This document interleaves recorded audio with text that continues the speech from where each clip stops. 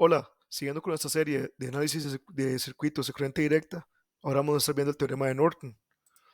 El teorema de Norton se llama así en honor al ingeniero eléctrico estadounidense Edward Norton. Y el teorema de Norton establece que cualquier red de corriente directa lineal bilateral de dos terminales puede ser reemplazada por un circuito equivalente que consiste de una fuente de corriente y un resistor en paralelo, como se muestra en la figura 9.58. En esta figura tenemos una fuente de corriente en paralelo con un resistor. La fuente de corriente la llamaremos la fuente de corriente de Norton y el resistor equivalente de Norton. Los circuitos Norton y Thevenin equivalentes también pueden encontrarse uno a partir del otro una técnica de transformación. En este caso vemos que si tenemos un circuito equivalente de Thevenin, el voltaje de Thevenin va a ser igual a la corriente de Norton por la resistencia de Norton. Y la resistencia de Thevenin va a ser igual a la resistencia de Norton. Y el circuito equivalente de Norton, por otro lado, va a ser la corriente de Norton va a ser igual al voltaje de Thevenin entre la resistencia de Thevenin.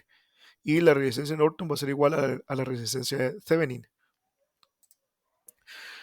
Vemos en este ejemplo, nos piden calcular el circuito equivalente de Norton para la red sombreada de la figura 9.60.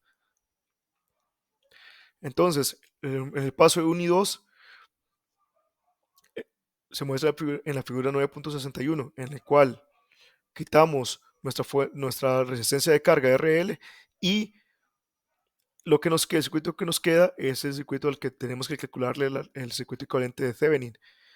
En el paso 3 sustituimos la fuente de poder por un cortocircuito y nos quedan R1 y R2 en paralelo.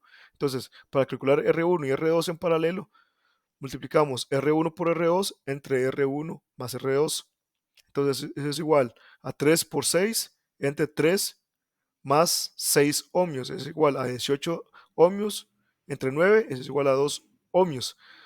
En el paso En el paso 4, 2 ohmios en este caso va a ser nuestra resistencia de Norton. En el paso 4, reemplazamos la resistencia de carga en los puntos A y B por un cortocircuito. Esto quiere decir que la, que la corriente producida por la fuente de voltaje de 9 voltios va a pasar por R1, va a atravesar R1 y se va a ir por el cortocircuito